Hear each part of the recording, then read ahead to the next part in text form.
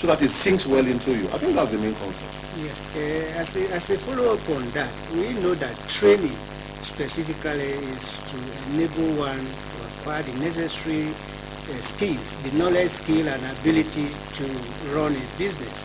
That seems to be lacking from our discussion so far in the state, and that is why you see so many companies going off business. Many are collapsing. Some have collapsed eventually. How can this type of plan by the chamber assist in reviving these companies?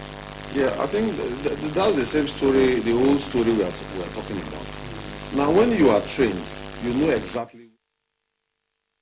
You are welcome back. We are very sorry for the break. It was as a result of light outage. So we are back. We are talking.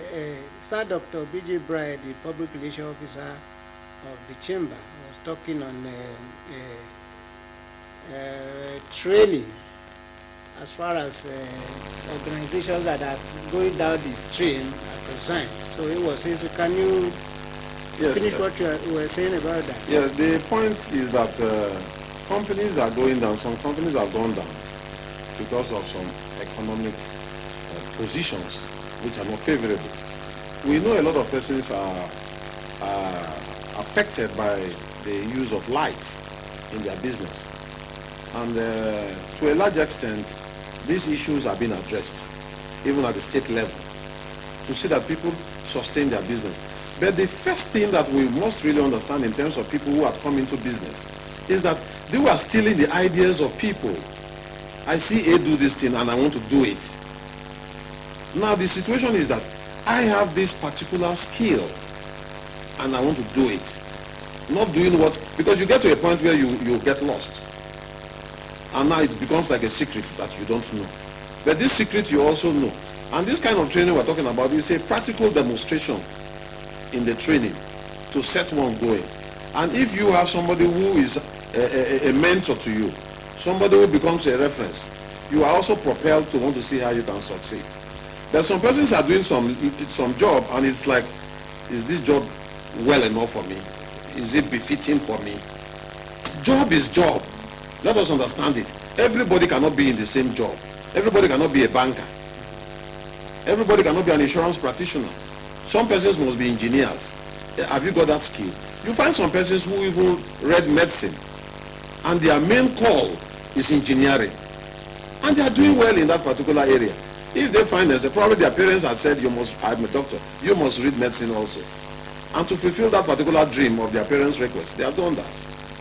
But the burning desire is that I am an engineer, I'm a born engineer. And so when you discover such a thing, it begins to flow.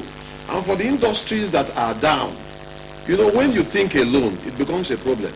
When you think with a lot of people, it becomes a good advantage. What you lack, somebody will make a balance. And that's why the platform of the chamber is very good. You sit down and analyses are made. What is the challenge here? Turn that challenge to strength. That's the kind of training we're talking about. Turn all the challenges to strength so that there could be a bounce back. Let me come back to Engineer Charles Akegi. Can you briefly tell our viewers the critical benefits you have derived being a member of the chamber? You see, the chamber is what I call a playground for businessmen, intending businessmen, and even businesses that may not want to be members, but they want to take advantage of the connections, the links that are available.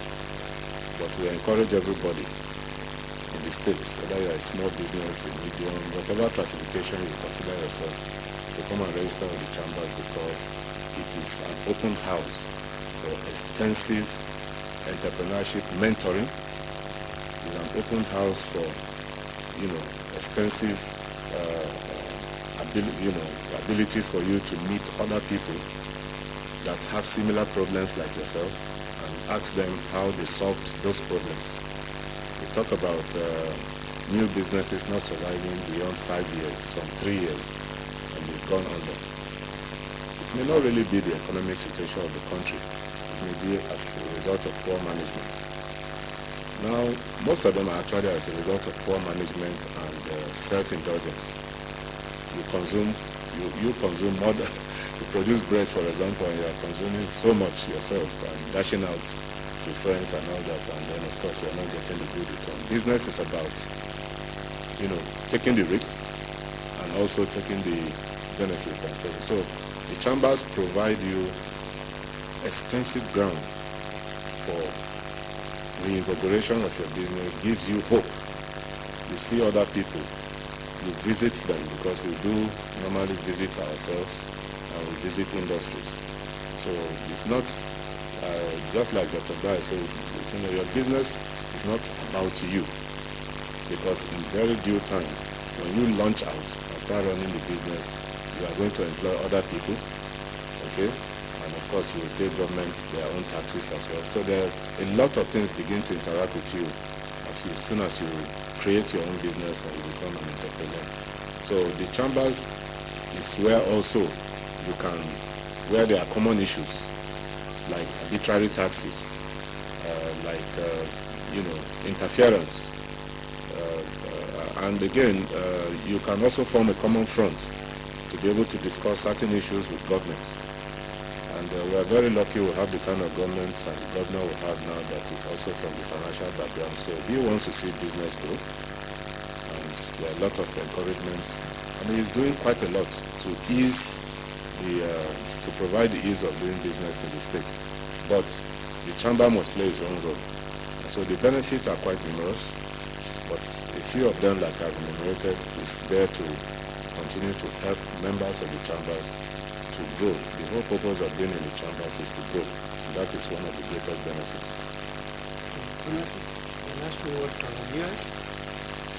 Thank you. I think that every business should be a member of the chamber, because there's so much information that is domiciled in the chamber. Networking and all that. The chamber is for the present and for the future.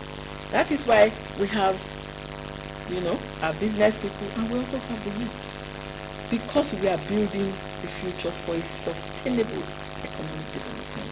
So I advise that everybody should be members of the chamber, because there is a lot to gain from micro to the large companies. And just to add to support what she has said, the chamber is also an avenue where you can come and get very cheap micro credit, to run and support your business. So I urge everybody, every small business, cooperatives and all in the state, do not wait. Every time people blame government, but what have you done yourself? Come and join the chamber, and we who are in the committee to screen for those loans, we will screen and we will guarantee you, and you will get the loan, and you will do the business in the state. We will monitor and we will evaluate. And all these things are available. So come and register with the chamber and take advantage of these microcredit loans that are available, which the chamber has already guaranteed. Yeah, I think let me just close here by saying that opportunities are unlimited in the chamber. So you must be a member of the chamber to see how you can enjoy these opportunities we're talking about. Thank you. The time is not always on our side. Today we are going to draw the curtain at this point. But one thing is sure, we've been able to bring to your living room how you can get information, how you can get trained to become a better business person. So until we meet again next week, say bye-bye for now.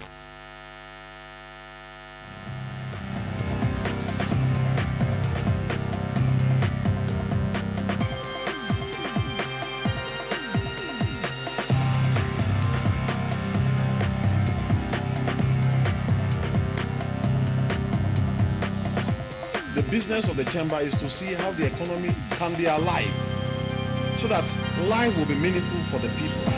The chamber has programs and capability on, basically get lessons learned and then also continue to sustain their business.